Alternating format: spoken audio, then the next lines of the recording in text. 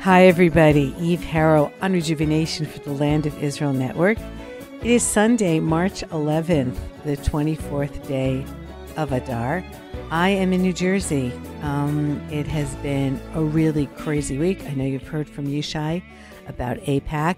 Our event was outstanding, really, really great. We're already planning for next year.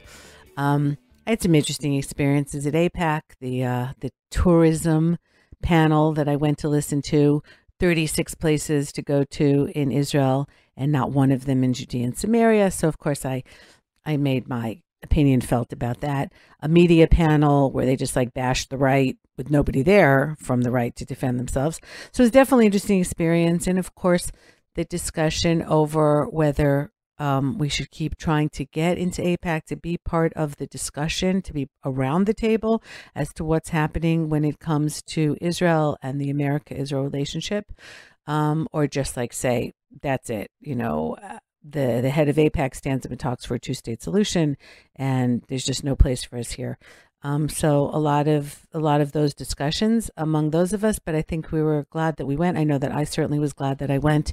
And it's just, leaving aside some of the disappointment in AIPAC and their leadership, with 18,000 people, both Jews and non-Jews, who love Israel, and politicians who are coming in and just expressing the close relationship.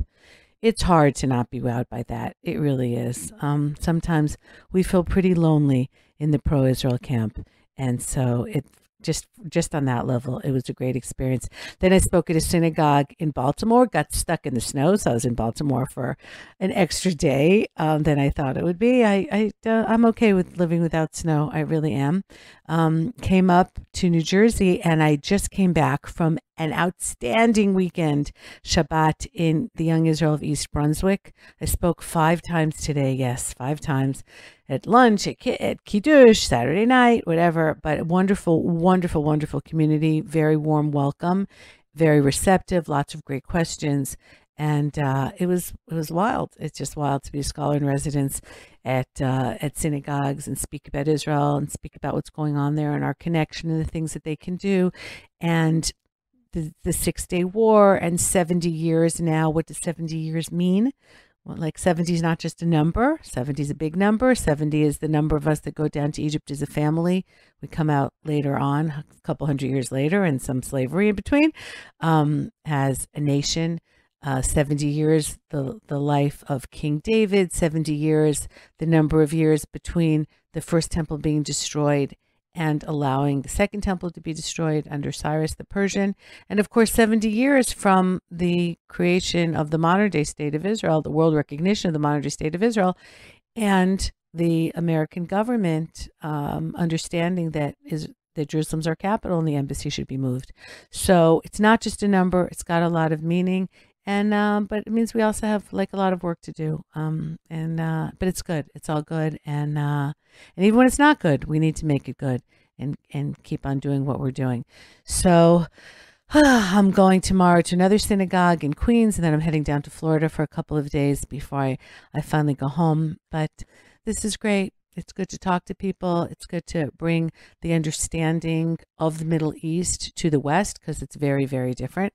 I'd prefer that people did it with me in Israel. But in lieu of that, I hit the road. So I have a couple of interviews taped that I did tape at AIPAC, some of the booths, some of the different people that were there. And that's what is coming up. That's what's going to make up the bulk of today's show. Hi, everybody. March 4th, 2018, wandering around AIPAC in the morning before it's too crowded in the village. And I came to a booth about guide dogs, Israeli guide dogs, Center for the Blind, the only one in Israel. So I asked Michael Leventhal, who's running the show here, at least right now, to talk a little bit about why this place is so special. So first of all, a little bit about guide dogs in general. On my plane over here, there were 2 blind people and guide dogs. So I knew something was going on. The Israel Guide Dog Center for the Blind is the only center of its kind in the state of Israel. We were founded in 1988, but we began operations in 1991. Since we began, we've trained 600 guide dogs for blind Israelis, and we also do service animals for children with autism and soldiers with PTSD. Before we started, there was nowhere in Israel to get a dog. So you'd have to come to America or England. And imagine that. You have to understand English, leave your family for a month, come to a different country, and get a dog that doesn't understand the unique environment. What makes Israel unique is cars park on the sidewalk. There are security barriers everywhere. There are sirens. There are occasional booms. So our dogs need to learn to be desensitized and understand the culture in Israel. Also, to learn to speak Hebrew and understand Hebrew commands. So that's what makes us unique and why we need to be in Israel. Is the average blind people in Israel the same, more or less, than in other countries, or is there a difference? It's basically the same. There are 24,000 registered blind in Israel.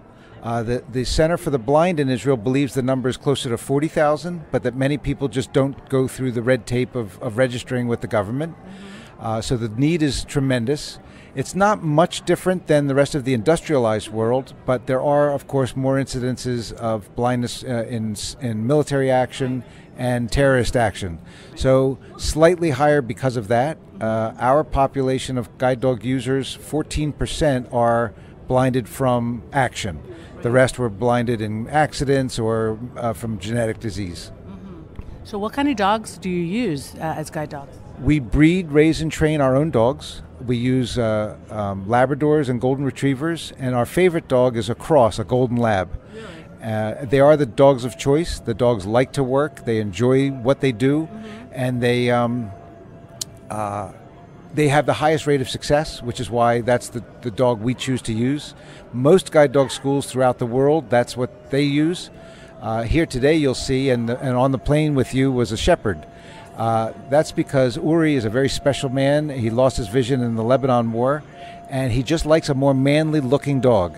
So he wanted a German Shepherd. We went to one of our friends at another guide dog school and got a guide dog from them and finished the training in Israel so Uri could have a Shepherd. But the vast majority of our dogs are Labs and Goldens.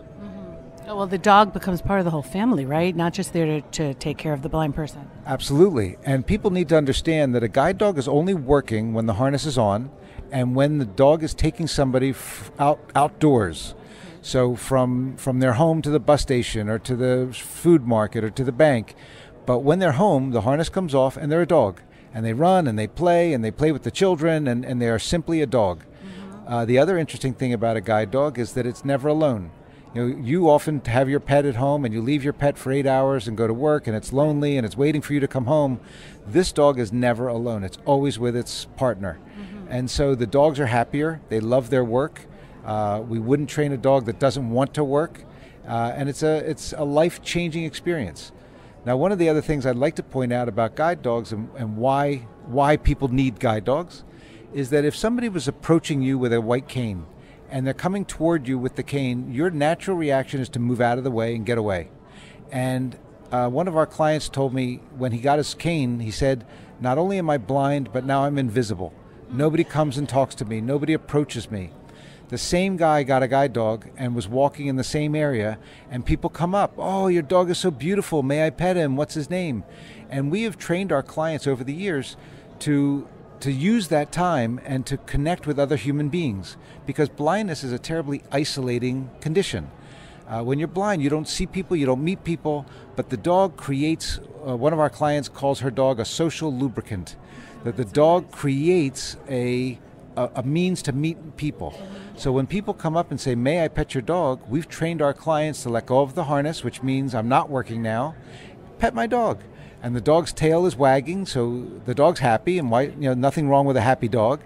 And now we've trained our client to say, what's your name? Where are you from? Do you have a dog? And it creates a relationship between people that is simply not possible with any other tool. So do you think things have gotten better, more sensitive to blind people in Israel? One of the nice things that I say about Israel with the money is that the different bills have different sizes, which you don't have, let's say, in the American dollar. So it's very easy to fool somebody who's blind when you hand them a bill. And you don't have that with the euro or with the Israeli money as well. And of course, the coins are all different, have different textures. Is there more of an awareness in Israel, more of a sensitivity? That museum has, not museum, but really that guided experience in Cholon, which I take people to all the time, where where you can feel for an hour, hour and a half what it's like to be blind, speak to someone who's blind. Have you seen changes? You've been doing this already for a few decades. Have you seen changes in what's happening in the country? Slowly. Everything takes time. You have to realize that in Israel, there's a culture. Some people love dogs, but there are several people in the community that don't. The ultra-Orthodox do not like dogs, and the Muslim community typically do not like dogs. And I think that's interesting that there's one area of agreement that the Muslims and the Orthodox, but they agree that dogs are dirty and shouldn't be in a house. And so we're overcoming those obstacles. One of our clients that's here today at AIPAC is a Muslim boy from Nazareth, and he's trying to break into the community and show people that a dog is good and can work and be positive. We do still face cultural barriers. Not everybody understands the law in Israel. There is no ADA in Israel, so there's nothing that protects a service dog. Now, we have laws, the Americans with Disabilities Act. Here in America, we have a law, and dogs have to be permitted into the areas. In Israel, there is no such law. There is a law for guide dogs, only for guide dogs. But people with service animals do not have that same protection. So if you brought a service dog into a restaurant in Israel, they don't have to accept them. Only a guide dog. But what's the difference between a service dog and a guide dog? A guide dog is trained to guide a blind person. Here in America, there are people that can get a certificate online that says, oh, I have anxiety disorder and I need a service animal to keep me calm. Or like the PTSD that you mentioned that you have in Israel with the former soldiers. Exactly. But here in America, almost anybody can get a dog and certify the dog, but the dog has gone through no training. So the dogs don't act better in public spaces. They bark and they yap and they might nip at somebody. You know, these guide dogs are amazingly well-trained animals. So in Israel, there's no protection for service dogs, but a guide dog is a higher level and considered protected. Okay, that's great. Thank you for what you do. This has been fascinating. I'm going to go around here now for a few minutes. Okay, everybody, I'll come right back at you. Hi, everybody. Eve Harrow, still wandering around AIPAC. And I am with Hagar, who's really Mimi, and she's sitting here with a very big red nose with some other people who also are having big red noses under a sign that says Dream Doctors, Medical Clowning in Action. So, Hagar, you came all the way from Israel for this? What is this? Yeah, we came all the way. It's our first time. We're very, very excited. We belong to a group called Dream Doctors, which consists 100 clowns, medical clowns. We work in 29 hospitals in Israel. It started in 2002 with 3 clowns, and we made a long way working with kids and adults today. So how did you particular get into this? What's your background? I'm an artist. I studied drama art in art school, and then later on I went to Haifa University with 20 other clowns, and we did a degree called nursing and theater, specialized in medical clowning. That was the first one. Yeah, it was a special degree that was made only for us.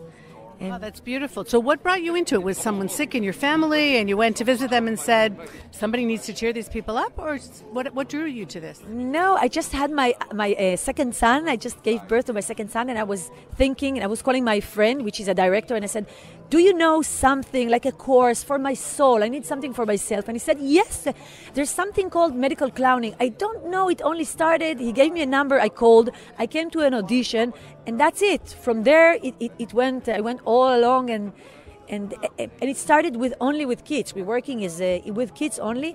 Now I'm working in Barzilai, which is in Ashkelon, close to Gaza Strip. So mainly working with anxiety victims, and working also with kids, but also in premature with parents and staff and the little babies, and even in the living room now. And I was even attending in 2 births until the end, because the mothers asked me to stay, because we were in a special bond. We started and went all through till they in the end of the crying of the baby. I wonder if they've done research on the babies born with you in the room, if they're happier, because one of the first faces they saw was this smiley, funny person. So it's a new thing. It's only a year that we do it, but there is we are in a process. We are going to start a research about it, because it's an amazing thing. And everybody said, didn't she punch you or something? The woman, I said, no. You know what? I'm still surprised. I opened the curtain. and the smiles on the face, and people accept it so good. We sing. I played a little ukulele for them. Singing relaxes them. Amazing. Can you play a little for me? I sing it to them. I tell the woman, this is from your husband. He sent me, so I'm sending him. Never mind, I'll find someone like you. I wish nothing but the best for you too. Don't forget me, I begged. I remember you said, sometimes it lasts in love and sometimes hurts instead. Hey, hey, sometimes it lasts in love and sometimes it hurts instead. Hey, hey, hey, hey. Wow, that is terrific. Are there parts of the day that are really hard for you? You come in with a smile, but are there ever times where you're crying inside? That's an automatic applause machine that another one of the clowns brought up. Just in case. Just in case it falls flat. Right. Yeah, I should probably do that too. Okay. It's a good question because, it's not that I put my nose on and I become happy. And there are days, there are special, I worked in Tel HaShomer in radiation. So I saw some children that are not with us anymore, and it's like the relationship is very, very deep for years with the family, with the grandfather and the other sisters and brothers. Still keeping in touch with some of them. And if there's a day that I'm not in the best mood, it's true that when I put my nose on, it gives me energy. It takes me to a different world. And I don't have to pretend. But if I'm coming like tired or sad, I would use those feelings. I would be Mimi, still Mimi the clown, but a little bit different. I would put my head on a shoulder of the kid, and he would just, give me a hug. And I would come and I would say, I need your hugs today. And everybody would hug me, and it's okay. I would not be a birthday clown that puts a mask and that's it and is happy the whole day, because I'm a person, I'm a human being, and this is what we do. We work with the heart and with true feelings, and I think that's why it's working. I think maybe what you're wearing gives you the ability to be over emotional in any direction, not like a mask, but you can do it uber. You can do it more than the rest of us who walk around and look whatever normal looks like. Right. I think, you see me. People don't see me, but you see me. I will take a picture. I'm not a birthday clown. I mean, it looks different and happier, but still it could be somebody who walks in the street like that. Well, sort of. But I think the nose gives Mimi the power or daring to do some things that Hagar wouldn't do. But Mimi would take it to the extreme and do it. And it's okay. People are saying that's okay. She's a clown. She can do it. We accept that. Right. And you get away with that. You're acting, but you're also real. Very real. It's a beautiful combination. Okay, Mimi Hagar, thank you so much. And really, kol hakavod, as they say in Hebrew, for everything that you do. Because I know from a friend of mine who is a medical clown what a difference it makes to people, and people who have been, say, with children in the hospital, and they say it made all the difference to their day. So really, thank you so much. Hi, everybody. Again, Eve Harrow, still at AIPAC, roaming around, and ran into an old friend, Judy Kadish from AFSI. So, first of all, it's great to see you here and getting all this energy of Americans who love Israel. You too, really. There's just such a spirit of togetherness here from all different kinds of, all different parts of the tent. Exactly. So tell me about your part of the tent and your organization. So my organization is considered to be a very strongly Zionistic organization. It's Americans for a Safe Israel, and we say Safe Israel, we mean physically, culturally, emotionally. We're trying to do everything we can to bolster Israel's presence and strength in the region and the world.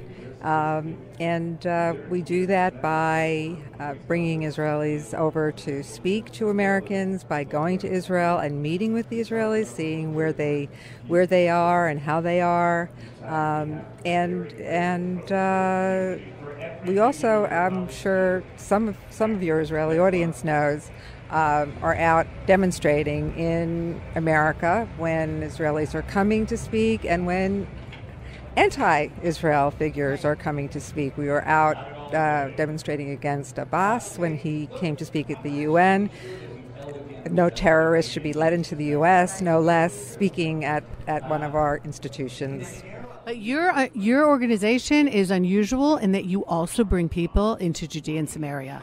All right, so we've got our big event tomorrow. A bunch of us, as you well know, are here because we're not here in the big tent. So we're establishing a little tent outside, and really excited about that. By the time my listeners hear the show, they'll know how that went.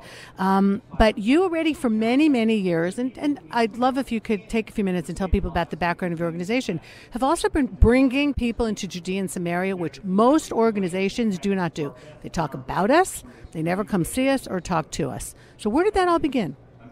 Well, I guess I can't really tell you about the beginnings of it because AFSI was established in 1974 as an adjunct to the Israel Land Movement.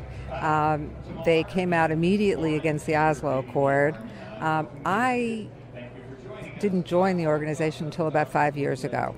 And the way I joined the organization is that my mom's been involved, Helen Friedman, has been involved for about 25 years. And for 25 years, she's been bringing people twice a year, Americans, to Yehuda Shomron, to the Temple Mount, to Marat HaMachpelah, to every corner and every place where there is any trouble spot, any place where people So since then, we've visited Amona, we've been with people in the Netiv Avot, we go to wherever there is a need for chizuk, and our missions are called chizuk missions because we try to give strength, and we get a lot of strength from that to continue with our work. But you weren't always on this particular page. Like, what happened to you, Judy? Okay. So I brought my family up in Westchester, and some of your audience may know Westchester is pretty much a very the Jewish community is conservative and reform, and for the most part, there are Orthodox enclaves, but I was not in one of them, and pretty much what you'd call liberal Democrats.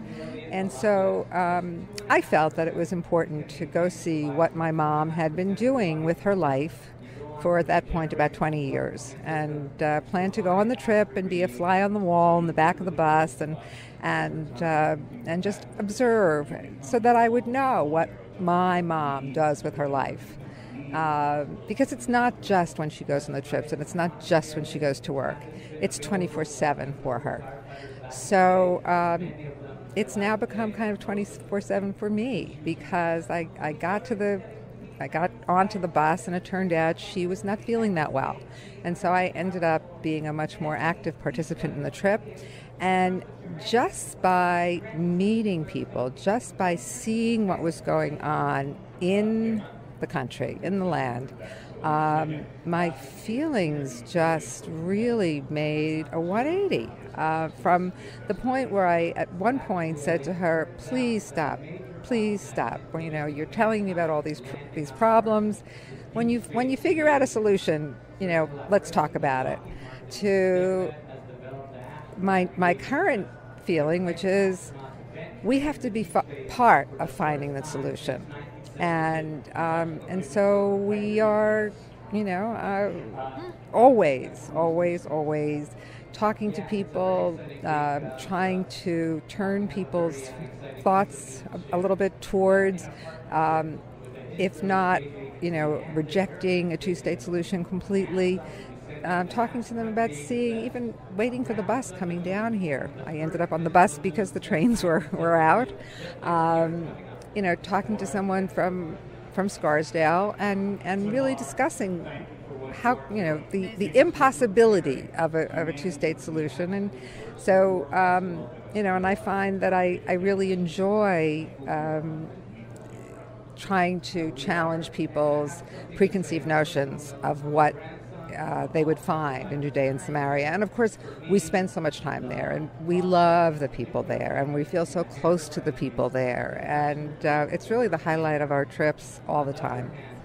So Judy just described the power of place in people. There is no substitute. There is no substitute for coming and seeing for yourselves and going around. I obviously totally agree because I devote my life, as a tour guide, I devote my life to that as well. So I totally get you. And I'm so glad that you're here. And I know I'm going to see you tomorrow at our event because it's your event too. And we're going to see what we can do to make people who think they're open-minded really be open-minded. And let me just say one more thing. Right now, our trips are primarily for adults, and everybody is welcome. We take Jews, we take non-Jews. We have chapters all over the country, so there may be people that you can connect with in different parts of the country. But we are really making an effort to reach out to younger people, and hopefully we'll be doing some programming, bringing younger people over to Judea and Samaria from America. And so please contact us at Americans for a Safe Israel, AFSI.org, if you're interested in, or if you know of an American young person. Doesn't have to be a college student, but somebody who's in, a young professional type who would be interested in coming and seeing for themselves and really getting turned on to the whole Israel. And then if you get a bunch of young people together, like-minded young people, you never know. Maybe they'll even find each other. Not so easy these days to be small C conservative and find somebody like-minded. I know that from people that I speak to here. So, that's another way of playing up these trips, right? You just never know. Okay, so with the crescendo and the music, we will go out. Okay, Judy, thank you so much. So thanks, as usual, everybody, for listening. Thank you, Ben and Tabitha, for all your hard work. I will be back with an interview. I'm not going to tell you who it is next week when I am back in the land. So take care, everybody. Shavua Tov. Eve Harrow, Rejuvenation on the Land of Israel Network. Take care, everybody. Goodbye for now.